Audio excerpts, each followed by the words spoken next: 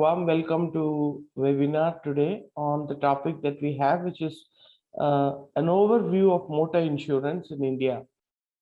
A lot of us think motor insurance is a very common subject, and we also think, most of us who are insurance professionals, we kind of presume that our customers know about motor insurance much more than we do.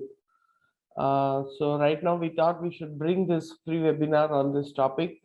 So motor insurance, just to set the context, how big the business is growing, how much the need is also being felt, and also the ease with which you can get a motor insurance policy. It's so easy. With a click of a button, you can buy a motor insurance policy today. Everything is digital, everything is automatic on your mobile phone itself. And what is also very interesting to note about motor insurance is the post policy services. With so many digital companies that have come in, and the kind of automation and artificial intelligence and what we call as insure tech that is picking up in the insurance industry.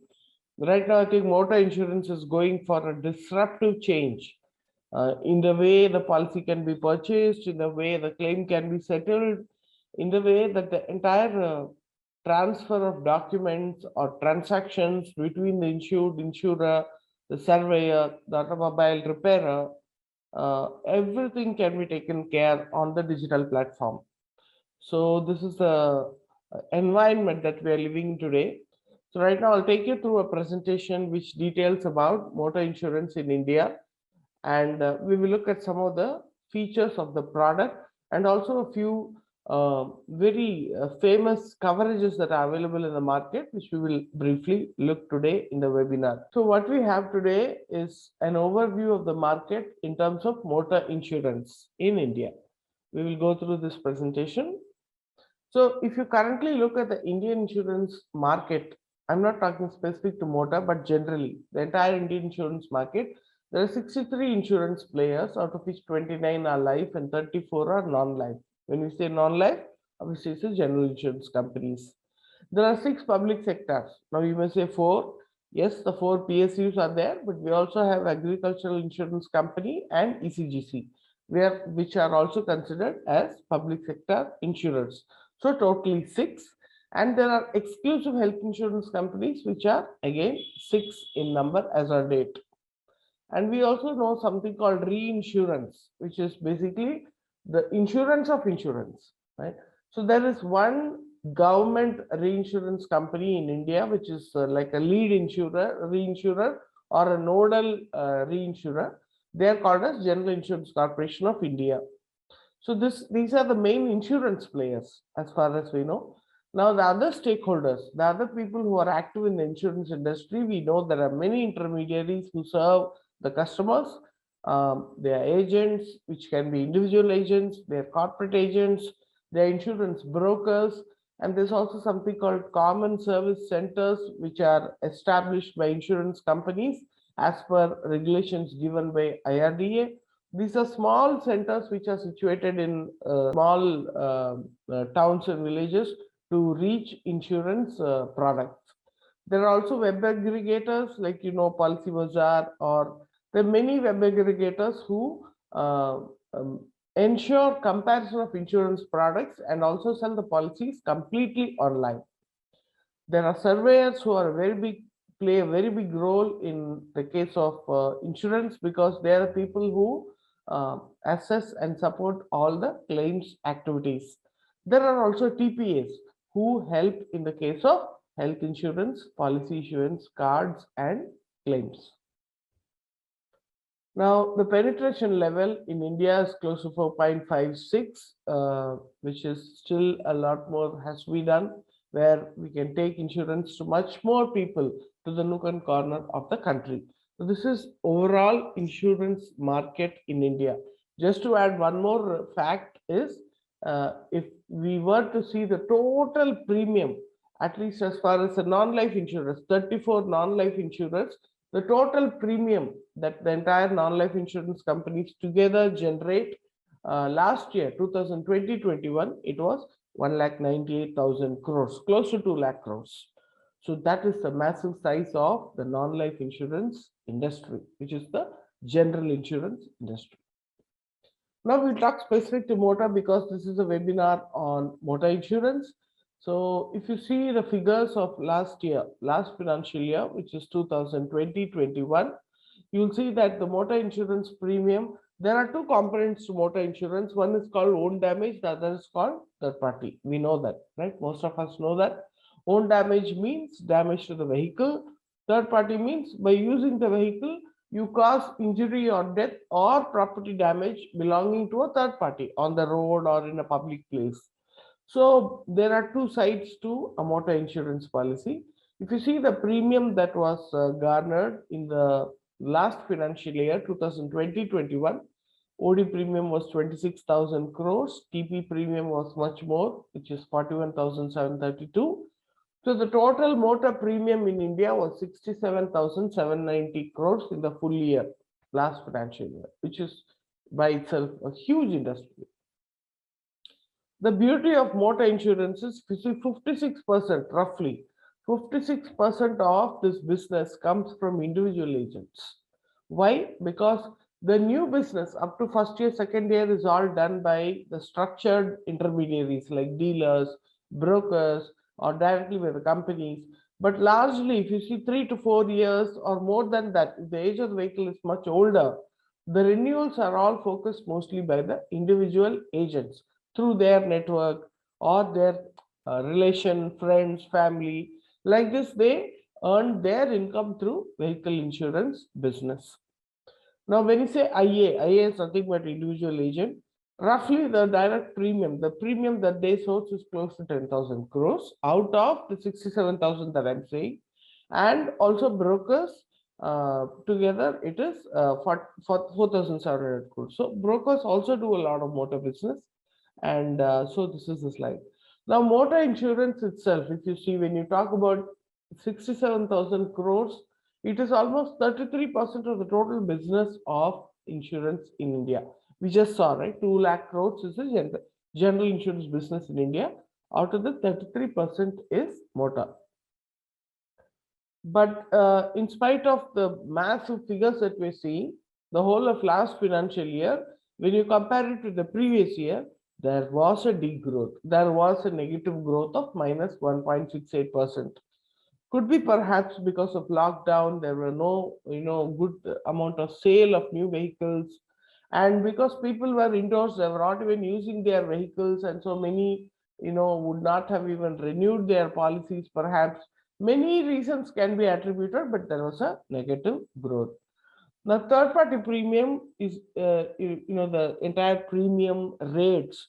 See, like you see, if you always see own damage is less and third party premium is much more. Why? Because own damage claims are also lesser than the third party claims. So, because of the growing third party claims, the premiums were increased by the government, by the authorities by 40% on 1st April 2017, which is a massive increase in the price. So that is why if you see last financial year, if you see 41,000, the TP premium or the third party premium is much higher than the own damage premium.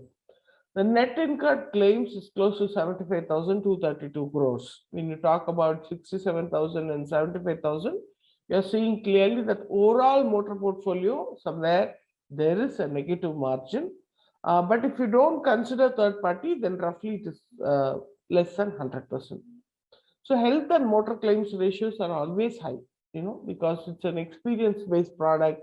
You cannot control the number of claims, isn't it? Everyone, who uses motor vehicle insurance, the accidents are very common. Easily it can happen, isn't it? So always health and motor claims are the highest in any insurance industry.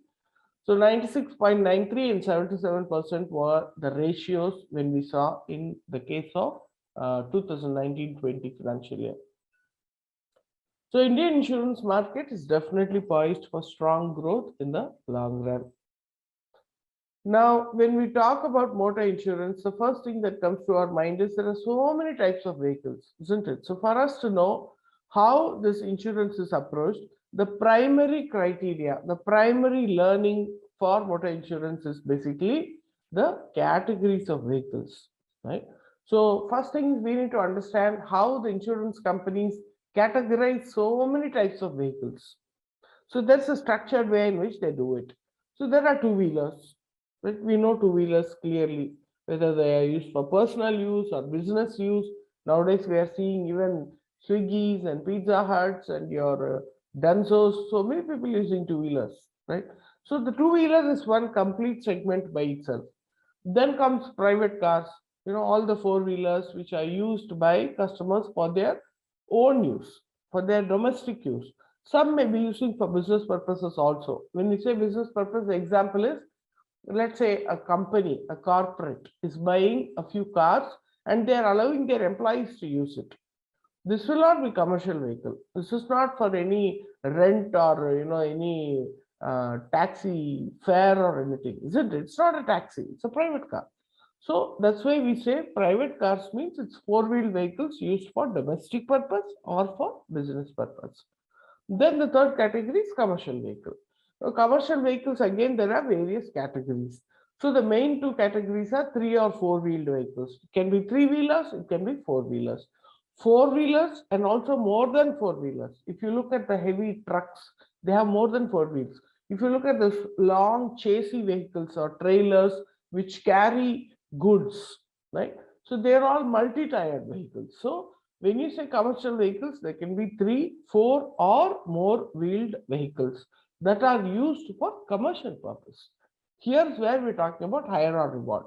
So you are making use of a public vehicle for transporting your goods or for passengers to move from one point to another. So within commercial vehicles, because it is for hire or reward, again you have two categories, which is goods carrying vehicle and passenger carrying vehicle. So when you say goods carrying vehicle, there are so many examples. If you see there, lorry, trucks, autos, oil tankers, all these are goods carrying vehicles. When you talk about passenger carrying vehicles, again, there are any number of examples. It can be buses, like, from one town to another, you have these buses, right? And also vans, which are Matador vans, or we have three-wheeler autos, and we have taxis, which are typically like Uber, Ola, all these are taxis. Now, apart from the goods carrying vehicles and passenger carrying vehicles, there is another new category which is called miscellaneous and special category vehicles. This is another category that the insurance companies have in their books. When you say miscellaneous type of vehicles, that's a whole lot of list of vehicles. I think about more than 15 to 20 types of vehicles are there, which are typically used in construction sites, also, but they also move to the public road. Like, for example, tractors, drilling rigs, excavators, the excavators which digs mud, which loosens the soil whenever you're using it in the project site, construction site. So all these are miscellaneous type. They're not either commercial vehicle, nor are they passenger carrying vehicle, not goods carrying, not passenger carrying. They are used for unique purposes, right? So these are all categorized as miscellaneous type of vehicles.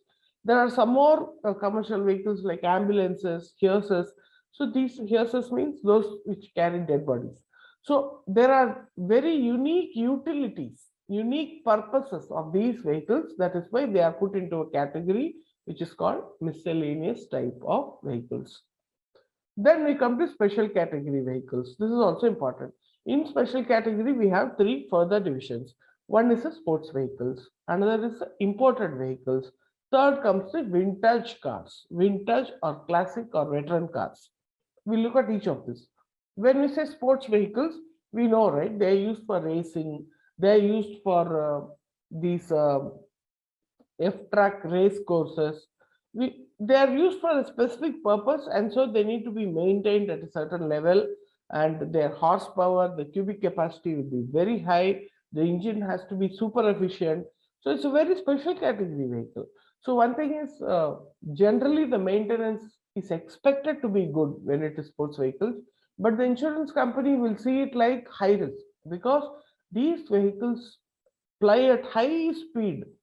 Sports vehicles means mostly used for racing, isn't it? So they're specially designed for sports with high speed. So it is mostly driven by young persons, and the gravity of loss also can be very high.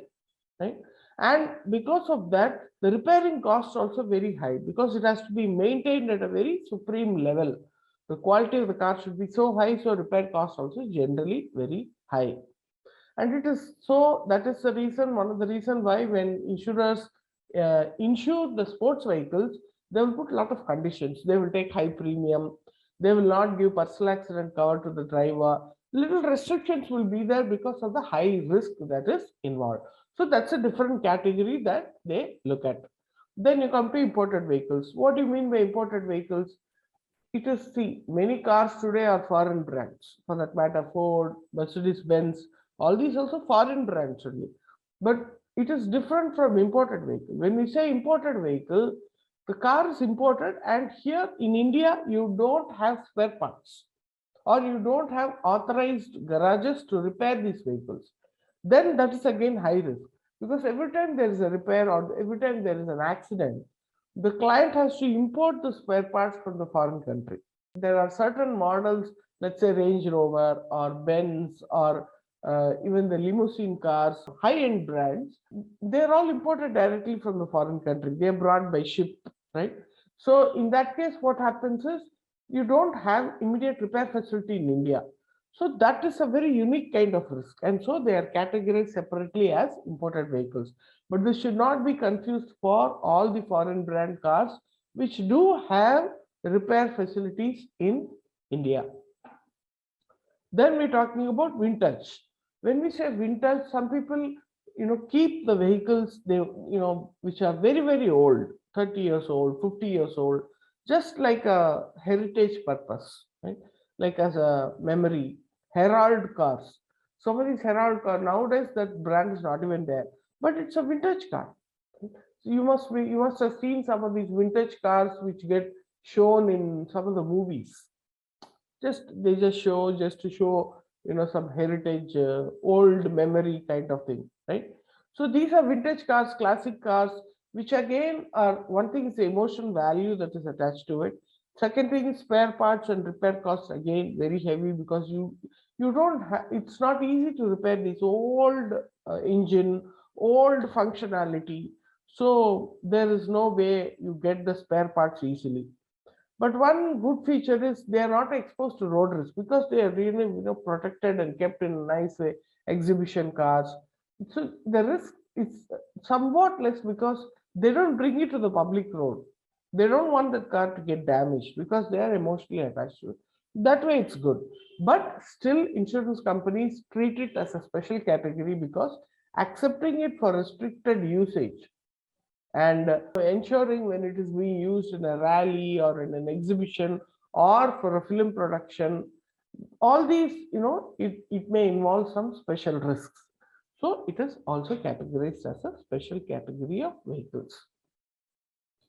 Now we'll just jump into the basic types of policies. Now that we've seen the category of vehicles, so when we say types of policies, we know there are two types. One is compulsory insurance, which is third party liability. We all know there is something called a Motor Vehicles Act 1988, and there is a section called 149 within that act, which prescribes that every motor vehicle that plies on the public road has to have a compulsory third party insurance cover. Without TP policy, if you are riding your vehicle on the public road, you are susceptible to paying fine if a traffic police encounters you, right? So third party policy compulsory. There's another policy which is called package policy, where you not only cover third party, but it also covers the damage to the vehicle, own damage. So this is a comprehensive package policy. On one side, left side of the policy, you will see own damage cover. On the right side of the policy, you will see the coverages that are mentioned about third party liability. So this is a comprehensive cover. One thing about the comprehensive policy is that we also cover personal accident cover. So what do you mean by PA? I don't know, many of you may know there is something called personal accident. Because of a road accident, something happens to the owner of the vehicle. You can have a separate PA policy, but this comprehensive motor policy also gives cover for that. So because it's a very common risk, right? Somebody who owns a car, and if he meets with an accident, if something happens to him, motor policy itself can cover the personal accident also. That extension can also be taken under the comprehensive package policy. So all these coverages are given in 3 sections. Section 1, like we said, is damage to the vehicle, right? Section 2 is liability to third party. So what does liability to third party mean? That means any third party, not the insured or his family, any third party who meets with an accident with the vehicle that is insured, because of which he either got injured or he died or his property got damaged. It can be personal injury, death, or property damage, third party. So all these three are covered under section 2 of the policy. The only requirement is whenever such a third party claim happens, it's not that you walk into an insurance company and ask for claim. For own damage, you just have to go show your policy and intimate your claim. You will get the claim from the insurance company, whatever is eligible. But for third party, the third party has to file a notice in a court of law, which is called Motor Accidents Claims Tribunal. So only after the notice is served, the insurance company will come to rescue. This is a requirement that you must note. Section 3, like we already saw, is personal accident for the registered owner of the vehicle.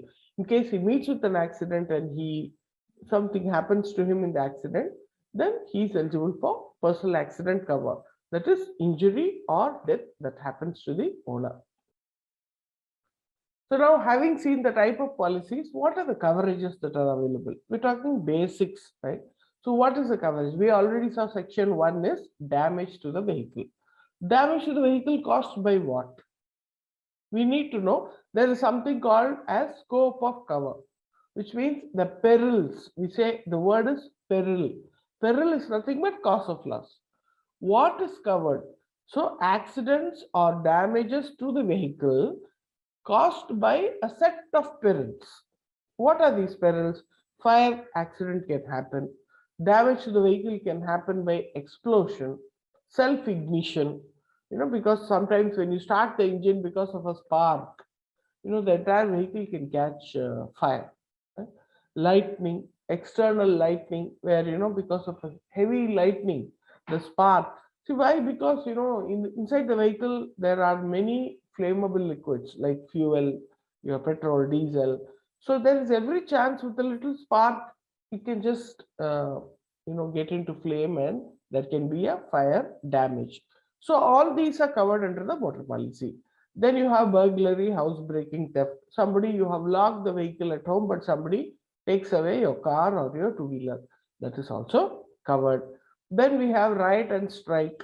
If there is a situation where there is public civil commotion, some strike, some because of some political rallies or something, there is a dharna, there is a riot, because of which your vehicle is parked there and it gets damaged. That is also covered. Earthquake is covered. If there's an earthquake situation because of which your vehicle is damaged, that's also covered. And the main group of perils that is really helpful is the flood perils or the inundation, cyclone, hailstorm, heavy rains. This is another very important cause these days we are seeing very often. No? I remember in my, let's say 5-6 years ago, we used to see flood once in 2 or 3 years.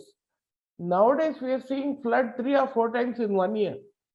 So the main damage or the massive damage that happens because of floods is to the vehicles.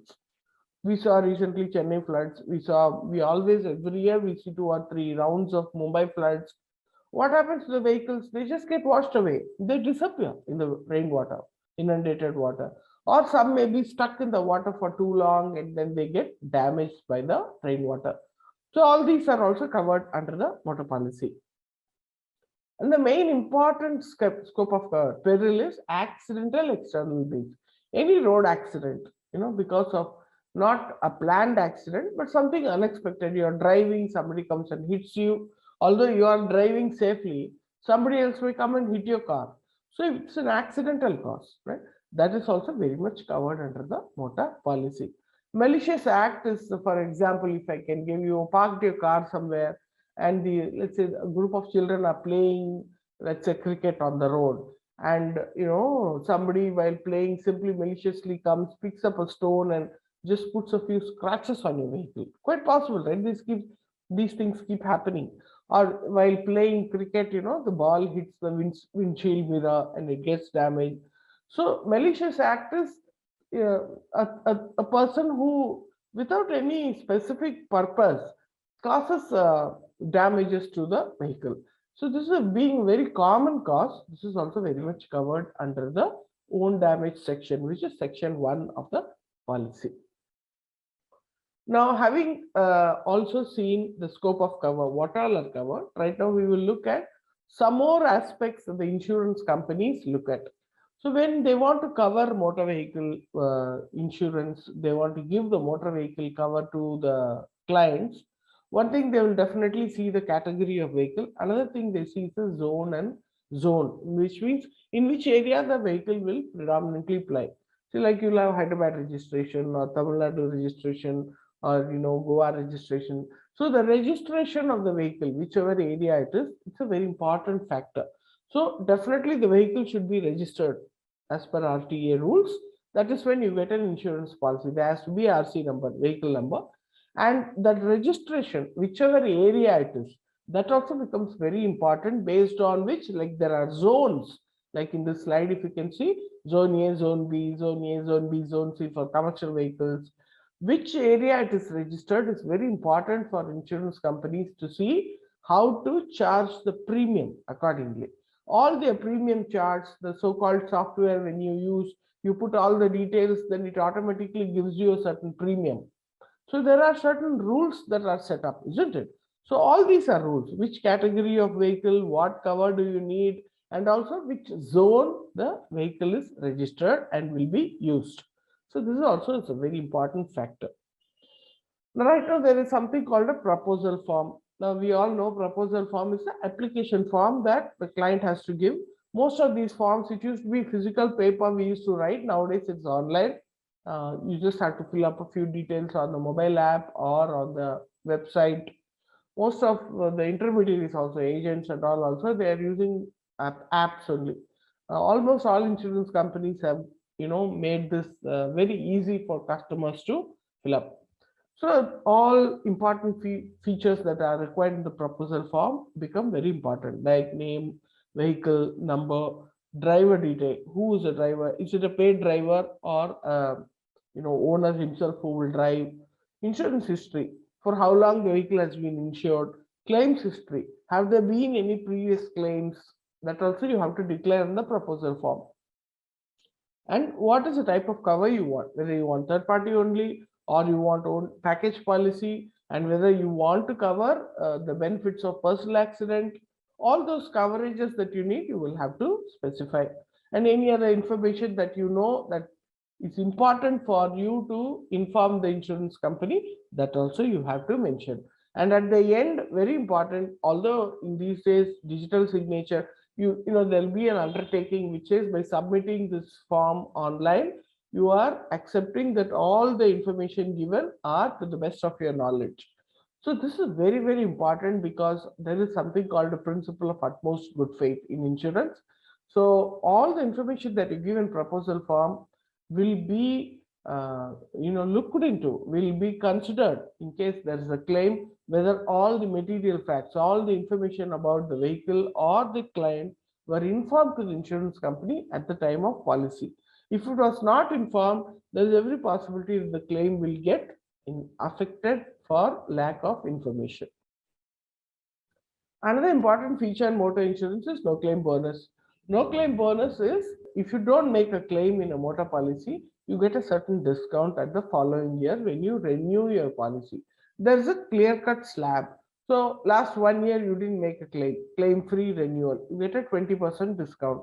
So 2 years, 25% discount, 3 years, 35% discount. Like this, there is a slab. But for you, what is important to note is, this discount will apply only to the own damage section. I already told you there are two sections in the policy. There'll be own damage, which is damage to the vehicle. There'll be third party section, which is purely compulsory insurance, on which you don't get any discounts, because it's compulsory insurance and minimum premium, you cannot give further discounts. But the no claim bonus will apply on the own damage premium based on the number of years of claim-free renewal. So one important thing you need to also remember, let's say you are even at a slab of 45% NCB, as we call.